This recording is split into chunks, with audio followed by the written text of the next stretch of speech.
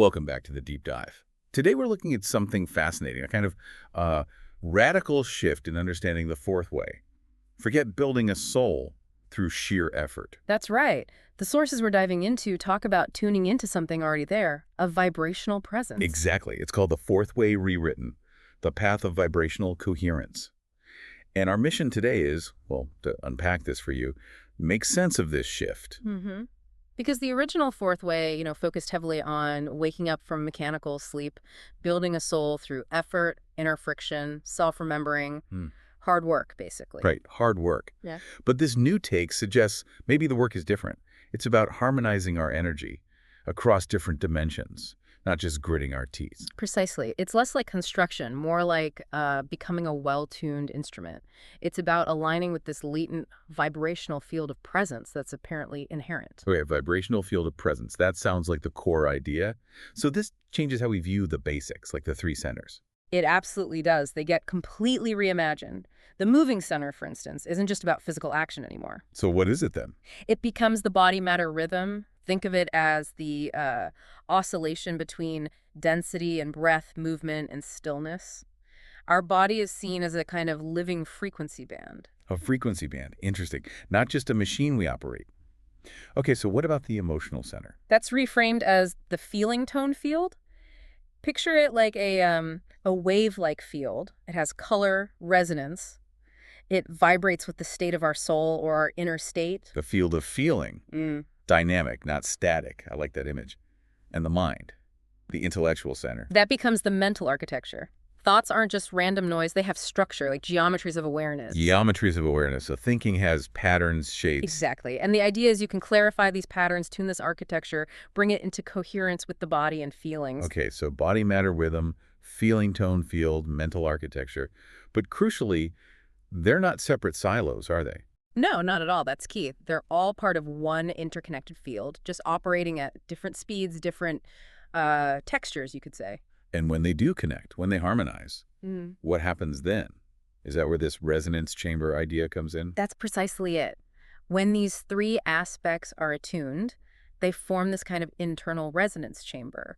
And that state allows for what the sources call the descent of higher energies. Higher energies, like deeper awareness, more presence. Yes, states of expanded awareness, a deeper connection. It's about achieving a profound internal coherence that makes you receptive to, well, something more. Okay, that leads nicely into the witness. The traditional fourth way really emphasizes that impartial observer. How does that change in this vibrational model? Yeah, this is a really interesting twist. Traditionally, the witness is like this fixed point of stillness you try to maintain, a noun almost. Right, the unchanging observer, I. But in this vibrational view, the witness isn't a noun, it's more like a frequency, a recurring flame, they call it. The flame, not a fixed point. Exactly. It sparks up when the center's body, feeling, thought, achieve coherence. It's described as a momentary crystallization of attention within a field, not a permanent thing you build. So the goal isn't to become this statue of awareness then? No. The aim shifts. It's less about clinging to a fixed identity and more about becoming a living conduit of awareness, being able to hold and transmit vibration. It's about flow, being a clear channel. A conduit that feels much more dynamic, less static. Okay, so if the witness changes, what about self-remembering? That's another cornerstone. Right. Traditionally, that often feels like effort, doesn't it? Trying to remember I am here against the flow of life. Definitely. A constant mental reminder. Well, this rewritten approach calls it resonant attunement. Resonant attunement. Sounds different. Less forceful. It is. It's the active process of bringing sensation, emotion, and thought into a kind of shared vibration, aligning them. Ah, so it's not just a mental act. No. When these different parts of you harmonize, the idea is that the field itself starts to remember itself. It's a natural consequence of that inner coherence. Like a perfectly tuned instrument just rings true on its own. That's a great analogy, yes. It vibrates with its own nature effortlessly once it's tuned. Okay, this is starting to paint a very different picture. Now, what about the Gurdjieff body?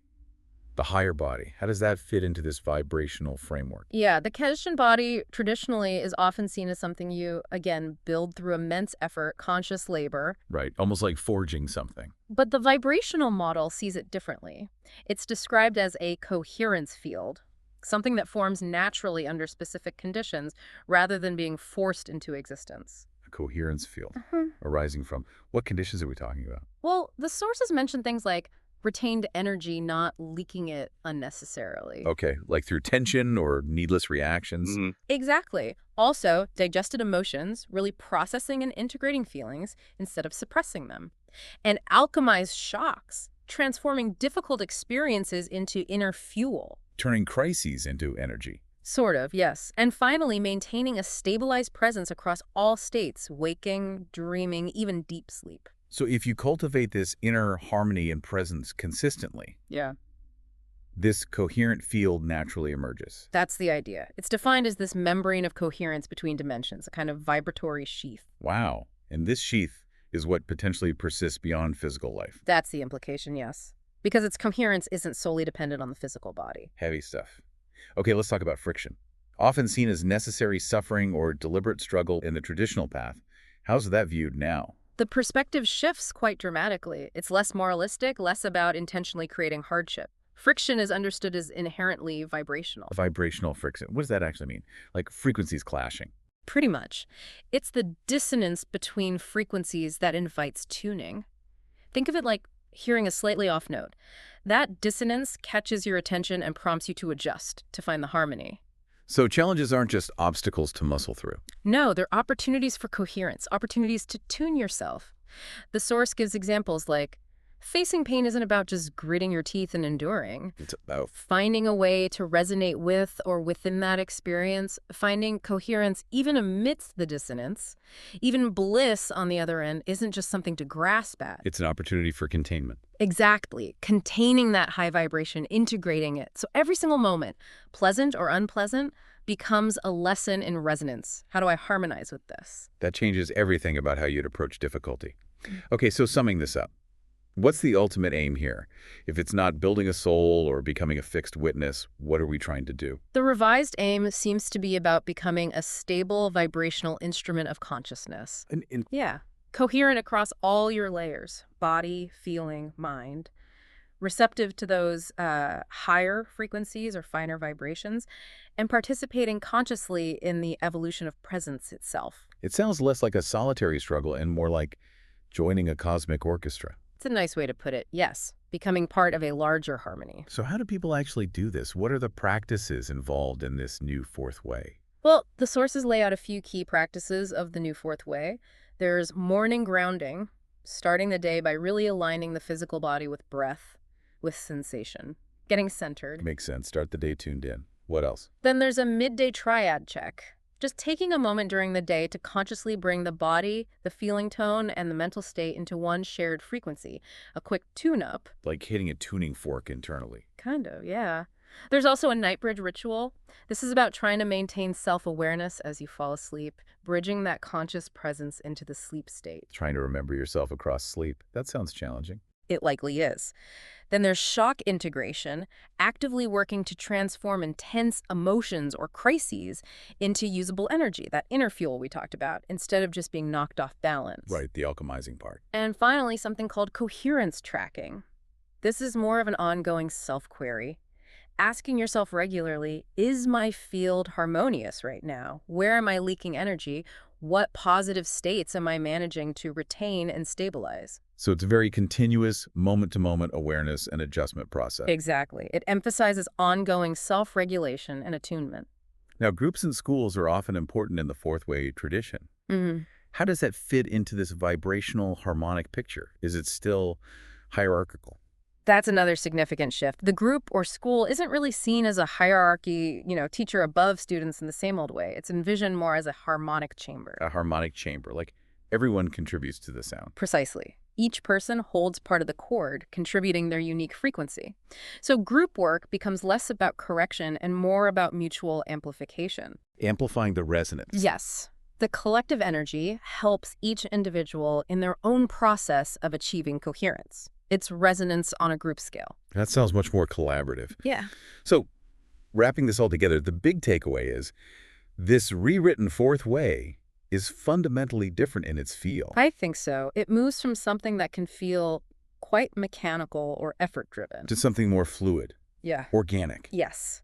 The source sums it up beautifully. Not mechanical, but musical. Not hierarchical, but harmonic. Not dogmatic, but dynamic.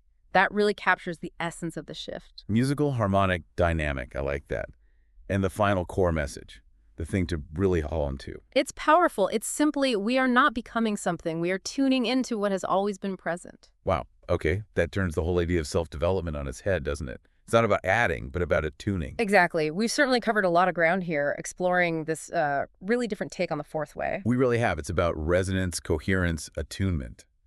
A whole new vocabulary almost. It definitely offers a fresh lens, encouraging us to think about ourselves and our experiences in terms of vibration and harmony. Okay, so for everyone listening, here's something to maybe sit with. What if you started approaching your day not just as a series of tasks or emotional hurdles, but as chances to notice your own internal vibrational field, opportunities to identify dissonance and consciously try to harmonize it? Yeah. What subtle resonances might you start picking up on, both inside yourself and maybe even in the world around you? Good question. Something to explore, definitely. We encourage you to mull over these ideas, see if they resonate perhaps in your own experience. Thanks for taking this deep dive with us today.